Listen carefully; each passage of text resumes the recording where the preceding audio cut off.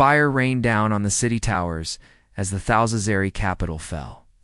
Giant cruisers hovered in the sky, firing beams of blue energy into buildings. People screamed and ran.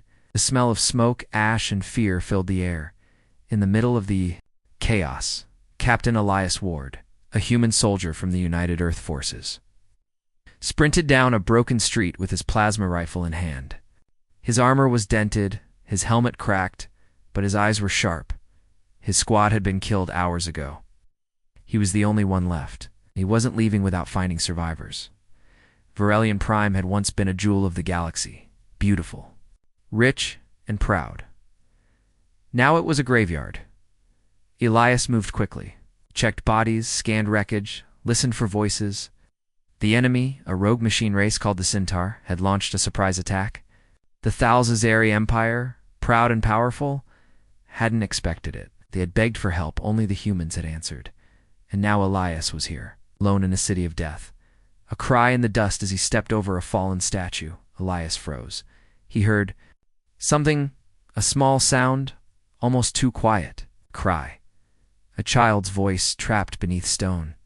He rushed toward the sound, using his rifle's scanner to find life signs. Under a collapsed marble balcony, he found a pocket of space. And inside it, a girl. Her skin was pale silver. Her eyes glowed faint purple. Her clothes were torn, but they were royal. A princess's dress. Now dirty with ashdot, she looked up at him, terrified, but silent. Elias knelt. "It's okay," he said softly. "I'm here to help." She didn't answer, just stared. He realized she didn't speak human language. Of course not. But fear was universal, and she could see he wasn't here to hurt her. With strength and skill, Elias pulled apart the rubble. He dragged pieces of metal and stone away, one by one. His arms burned. His lungs screamed. But he kept going. Finally, the girl was free. She was shaking. Elias wrapped his survival cloak around her shoulders and picked her up. Just then, his communicator buzzed. All units fall back. Evac shuttles, leaving in 10 minutes. Final warning. He looked toward the sky. The last transports were leaving. If he missed it, he'd be trapped. He looked at the girl. She couldn't walk on her own. She was cold, silent, and alone. If he left her, she'd die. He didn't even think. "I'm coming in hot," he told command. "I have a child." Do not close the hatch. Fire and blood as he ran through the broken streets with the girl in his arms. The enemy returned. Small Centaur drones flew overhead, scanning for survivors. One spotted him and fired a red beam that sliced the wall beside him. Elias ducked into cover, heart pounding. He handed the girl a small metal pendant. "Stay down," he whispered, "no matter what." She held it tight. Her wide eyes never blinked. Elias rose, fired 3 quick shots, and blew the drone out of the sky.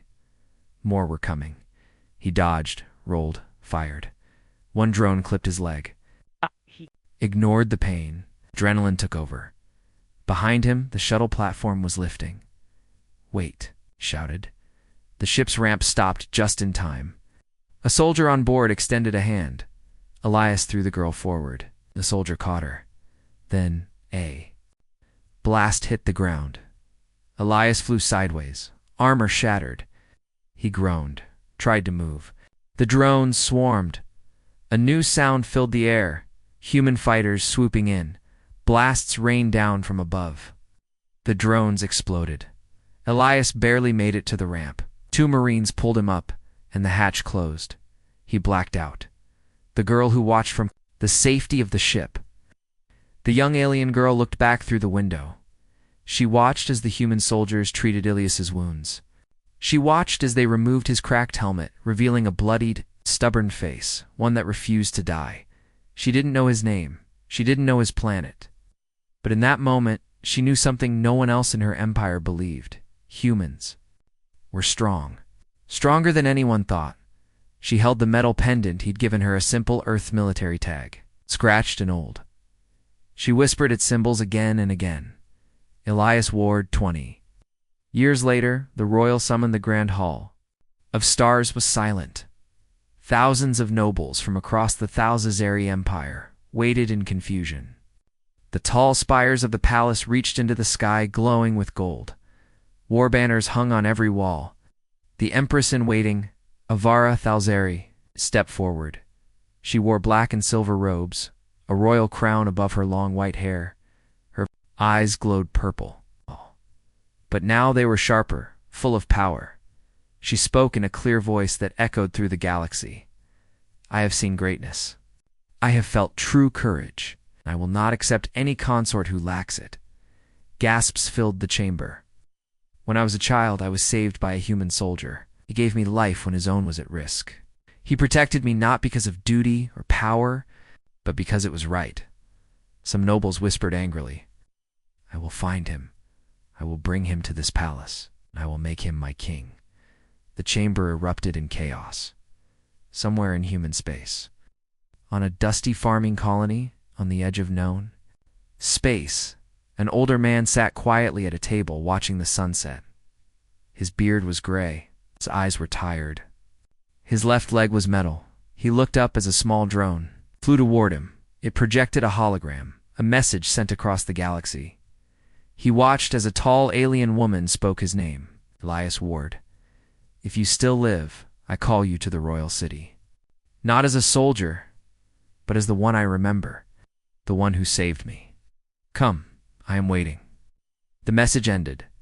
Elias leaned back in his chair and took a deep breath. Well, that's a new one. Captain Elias Ward hadn't worn his armor in years. He lived a quiet life now, repairing machines, working on farms, and helping local settlers on a dusty colony called New Eden 7. He liked the silence, the peace, no war, no orders, no memories. But everything changed after she sent the message. The alien princess he had saved as a child.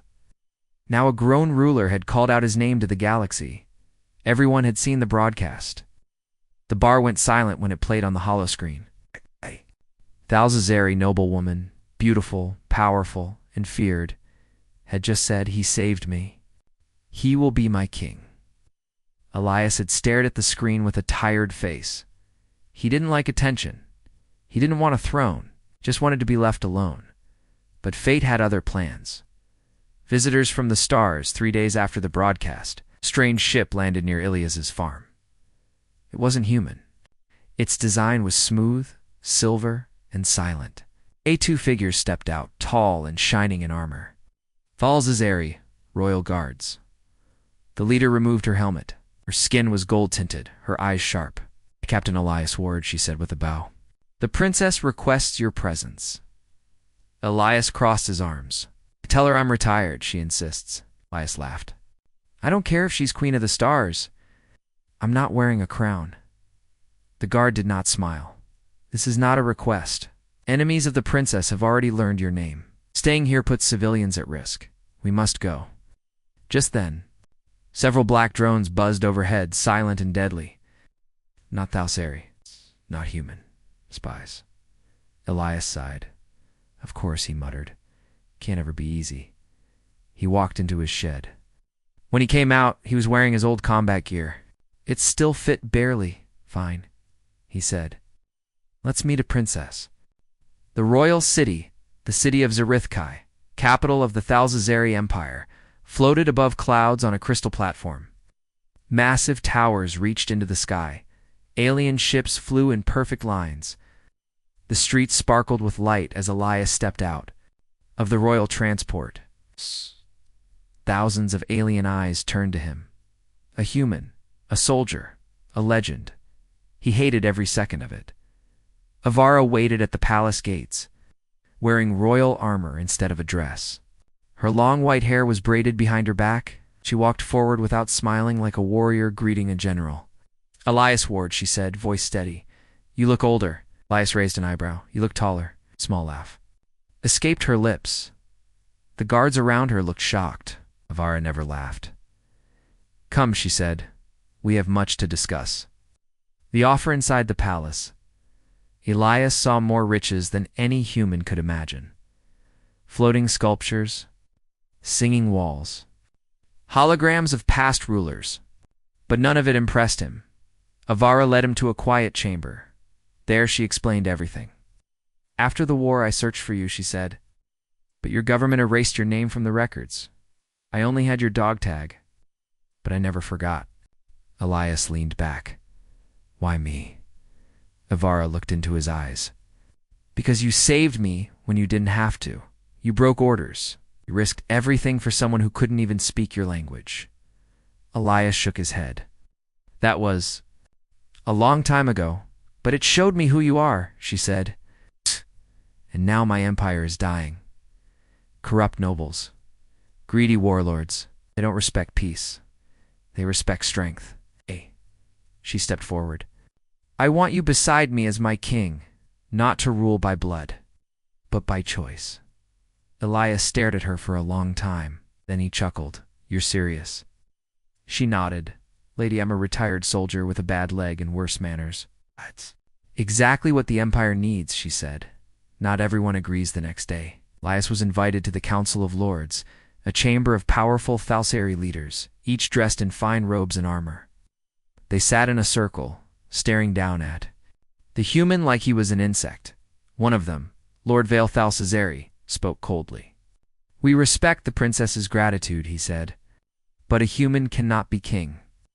It would insult thousands of years of royal blood. Elias didn't flinch. I'm not asking for the job, another lord sneered. You think saving a child gives you the right to stand among gods? Elias leaned on the table. No, but saving a child from your enemies while your army ran, that's got to count for something. Gasps. Hushed voices. Even Avara looked surprised. Vale's eyes narrowed. You speak boldly for a primitive, Elias smirked. You'd be surprised what us primitives can do. A challenge later that night, Avara met Elias in the palace gardens. Shh. She was quiet. You embarrassed the council, she said. Some of them want you gone. Good, Elias replied. They're snakes. They may challenge you. Let them. She stepped closer. If you truly don't want this, I will stop asking. Say the word and I'll send you home, Elias looked up at the stars. He saw ships, planets, millions of lives that would never know his name. He thought of the girl in the rubble. The fear in her eyes, the bravery she had now. He thought of Earth weak, small, ignored. If I walk away, he said, they'll say humans are cowards, that we don't belong out here. He looked at her. So no, princess, I'm not. Going home, I'll take your test. And if I win, you better have a decent crown ready. Avara smiled for the first time in years. The Galaxy Watch's news spread fast. Human soldier accepts challenge to become alien king. Debates exploded across networks. Some aliens cheered. Some were disgusted. Humans were divided. Some called Elias a hero. Others called him insane. But everyone watched. The trials were ancient Thalsari tradition. One for mind, one for body, one for soul. And Elias would face them all. The grand arena of Zarithkai had not seen a trial of crowns in over 2 centuries. It was once a tradition where warriors, its nobles and future rulers proved their worth to the people. Now it had returned, not for a prince, not for a noble, but for a human soldier. Captain Elias Ward stood in the center of the shining ring, wearing simple combat armor with the Earth Forces symbol on his shoulder. Around him, thousands of alien citizens watched from floating balconies. Giant holograms broadcasted his face across cities, moons, and even nearby planets. He is the outsider, many whispered. A human, a relic. But others remembered the broadcast from Princess Avara. They remembered her voice, strong, steady, proud, as she said, "This man once saved my life. He stands for all of us." The 3 trials A High Priest of the Empire stepped forward, holding a glowing staff. Elias Ward, champion of Earth, you will now face the trial of crowns. 3 tests of mind, of body, and of soul. Succeed, and you may wear the crown beside our future empress. Fail, and your name will be forgotten. Elias gave a small smirk. Let's get this over with. Trial 1. The mind Mausoleus was led into a white chamber filled with floating cubes. shifting walls and flickering lights. It was a mental battlefield, a virtual world built from the minds of Thalzari philosophers and war tacticians. The challenge: escape the maze in 20 minutes. While avoiding sentient illusions designed to break the mind, Elias stepped inside, and the walls closed. Instantly, the maze twisted. Ow. His memories came alive, soldiers dying, his ship crashing, the cries of children. He blinked. He was back on Varelian Prime. Smoke, screams, the little girl under the rubble. "Not real," he whispered. "You're not real," a voice answered, "but your pain is." Ghosts of his past circled him, faces of his dead squad, enemies he couldn't save, orders he disobeyed. But Elias kept walking. He knew how to push through fear, through guilt. He whispered the same words over and over: "Get up. Move forward."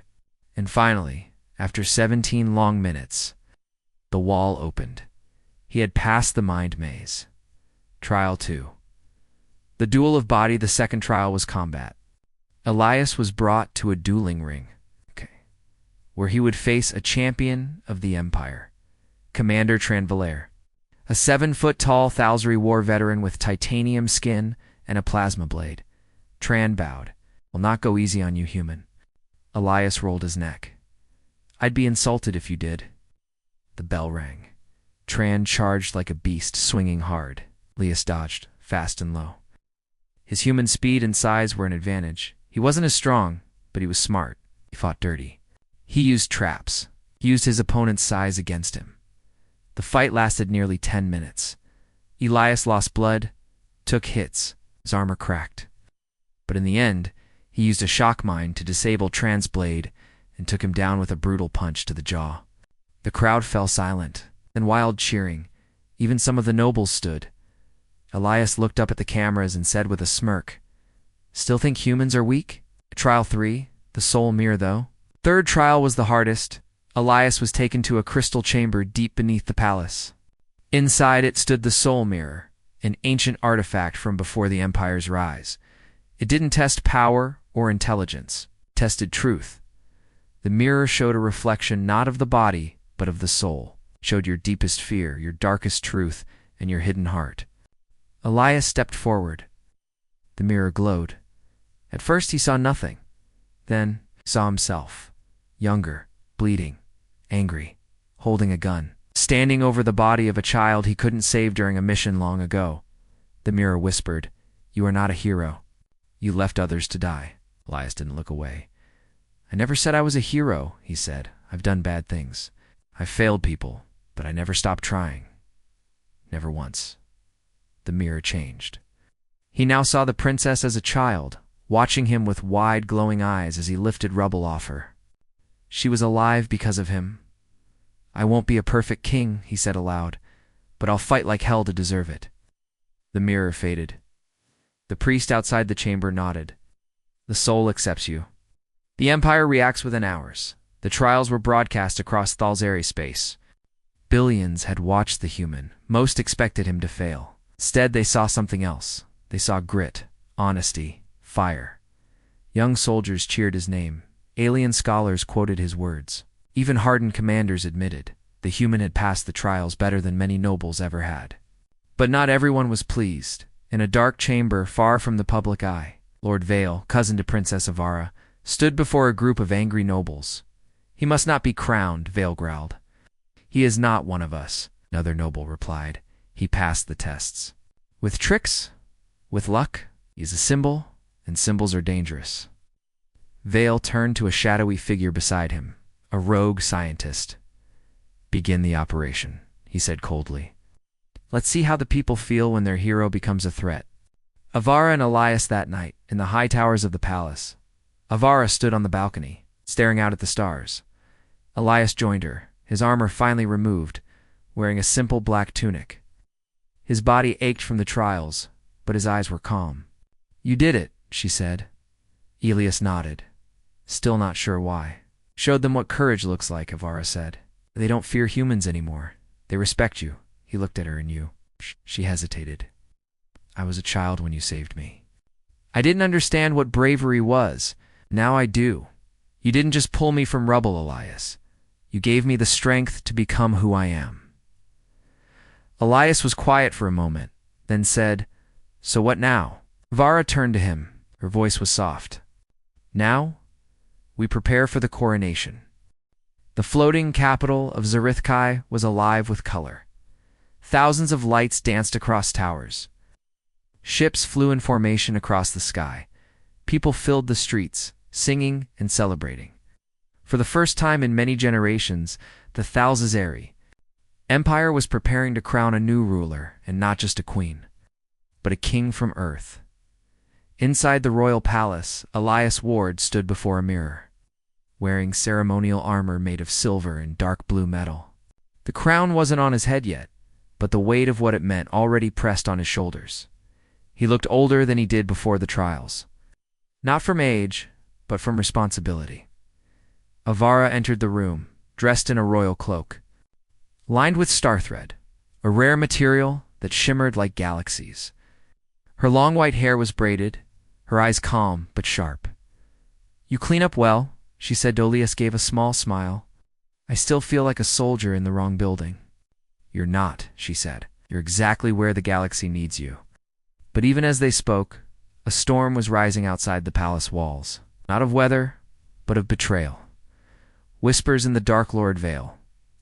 Thalzazari, Avara's cousin and leader of the noble council, watched the celebrations with disgust. He stood in the shadows of the council chamber, surrounded by powerful nobles who had ruled the empire for centuries. "This is madness," he said, "a human sitting on the throne, wearing the crown of our ancestors, past the trials." Yes, but the trials were never meant for outsiders. Some nobles agreed. Others were silent, unsure. Vale turned to his inner circle. "If we do nothing, the empire will fall into weak hands. The humans will spread like a disease, so our bloodline will be mixed with lesser creatures." He slammed a data crystal into the table. "Tonight, we take back our future. The coronation begins, the Great Hall of Stars filled with guests from across the galaxy, humans in Earth's military uniforms, ambassadors from other systems, Thalzazari nobles in formal robes. All stood and watched as Princess Avara entered. Taking her place on the high platform, Elias followed, walking slowly, every step echoing through the silence. As he reached the top, the high priest stepped forward, holding 2 crowns, one for Avara, one for him. "By ancient law and new vision," the priest said, "we crown Queen Avara and King Elias, rulers of a united empire." The crowd held its breath. Just as the priest raised the crowns, the lights died, the ground shook, and the throne platform exploded. The coup screams filled the hall as smoke and fire rose. Elias hit the ground hard, shielding Avara with his body. Guards rushed in, but some of them turned their weapons on the royal family. "Traitors!" Avara shouted. From the shadows, Lord Vale stepped out, wearing black war armor. His voice rang through the broken hall. "This empire does not need a human king. I claim the throne by blood and by force." Half the guards joined him, turning their rifles toward the guests. Panic broke out. Nobles ran. Soldiers took cover. A civil war had begun inside the palace. Elias pulled Avara. "Behind cover? You hurt?" he asked. She shook her head, eyes blazing with fury. "We have to get out. We need to reach the old tunnels." Elias nodded. "Let's move." Escape through the underground beneath the palace. A secret tunnel system ran for miles. Built long ago as an emergency escape route, only the royal family knew its full map. Elias and Avara moved quickly through the dark passages. Old routes and lights lined the walls. Distant explosions rumbled above them. Along the way, they found wounded guards, a few loyal nobles, even some civilians who had been caught in the attack. Elias helped each one, guiding them deeper underground. Why would Vale do this? He asked Avara as they walked. "He believes only pure Thalzari should rule. He hated that I chose you. But this is not just about hate. He wants total control." Elias clenched his fists. "Then he's going to learn what happens? When you push humans too far, The hidden city at the end of the tunnels, they reached an old transport lift that led down to the Underspire, a city hidden beneath the capital. Home to the lower-class Thalcisri, who were ignored by nobles. Avara had never been there before as the doors opened, the people stared at their princess in shock, dirty, bruised, walking beside a human soldier. Some knelt. Others just watched. One older woman stepped forward. "We thought the crown had forgotten us," she said. Avara looked around. Seeing the poor housing, the broken tech, the hungry eyes. "I didn't know it was this bad," she whispered. Elias stepped beside her. "Now you do. So what are you going to do about it?" Rallying the rebellion, Elias and Avara set up a command center in an old supply depot. From there, they began organizing loyalists, human engineers, alien workers, young Thalzari who believed in unity. They sent secret messages to allied fleets. They planned routes to retake the palace. Elias took charge of security and tactics. Avara spoke to the people not with fancy words, but honest truth. "The empire does not belong to the powerful alone," she said in a speech. "It belongs to the brave, to those who fight for justice, not blood." Hope began to rise, but they had little time. Val was already moving to control the media, seal the spaceports, and hunt down survivors. Elias stood before a group of soldiers with a weapon in hand. "This is not about a crown anymore," he said. "It's about who decides what this galaxy becomes. If they want to fight, we'll give them one." Preparing for war, the final part of the plan was risky. A coordinated strike to retake the palace. Disable Vale's command ship and capture the traitor before he could fully seize control. Elias led the charge teams. Avara would broadcast from the throne room once it was secure. Before they left, Elias took her hand. "If I don't make it, you will," she interrupted. "You're still the man who saved a little girl in the rubble. You can save a galaxy now." They shared a long look, not quite a kiss, but more than just duty. Then the team launched. The dawn over Zarethkai was not peaceful. Instead of birds, there were warships roaring through the skies, firing plasma bolts at the floating city. Explosions shook the crystal towers. Smoke poured into the clouds. Elias Ward led a squad of loyal soldiers in sleek black armor. Their mission was clear: retake the palace, stop Lord Vale, and restore the rightful rulers. The squad dropped through an emergency landing pad, facing heavy resistance immediately. "Move," Elias shouted. "Cover me." Blasts echoed around them as they pushed through corridors once filled with laughter and celebration, now filled with gunfire and chaos. The battle for the throne room of Avara waited inside the throne room, guarded by a small group of loyalists. Her heart raced. Every second felt like a lifetime. Suddenly, the doors burst open. Lord Vale entered, flanked by heavily armed soldiers. "So the princess hides," he sneered. "With a human soldier." Avara stood tall. "You are a traitor. You will pay." Laughed coldly. "This empire belongs to those with blood, not outsiders." A fight erupted. Vale was a fierce warrior, but Avara fought with the strength of her people and the faith of her new king. Outside, Elias's squad broke through the palace defenses, racing to the throne room. Face to face, Elias reached the hall just as Avara disarmed Vale. The traitor was on his knees, breathing hard. Elias stepped forward. "It's over, Vale." Vale spat blood. "You think a human can rule? You are fools." Elias shook his head. "We're more than that. We're proof that courage isn't about species, it's about heart." Vale growled, lunging at Elias with a hidden blade. The two clashed, metal ringing through the room. The turning point, the fight was brutal. Vale's skill matched Elias's experience, but Elias had something Vale did not: the will to protect others. Elias dodged a strike and pushed Vale against a pillar. "Look around," Elias said. "Your empire's crumbling because of fear and hate. Mine, it's built on trust and respect." With one final move, Elias disarmed Vale and pinned him down. Guards rushed in and took Vale away, the crown and the future. The palace slowly returned to order. Avara took Elias's hand and led him to the throne. The high priest appeared, holding the twin crowns, one for the queen, one for the king. By the power of the empire and the will of the people, the priest declared, "I crown Queen Avara and King Elias Ward." The crowns glowed as they were placed on their heads. The crowd outside erupted in cheers. Elias looked at Avara. "So, king, huh?" She smiled. "King, and the galaxy's luckiest princess." A new weeks later, Elias stood on the palace balcony, looking out over the empire. He had become more than a soldier. He was a leader, a symbol. Avara joined him, her eyes shining. "I changed this world," she said. Elias shrugged. "Just did what any good soldier would do, but not many soldiers become kings." They shared a laugh. Together, they would lead the empire into a new era, one where humans and aliens stood as equals.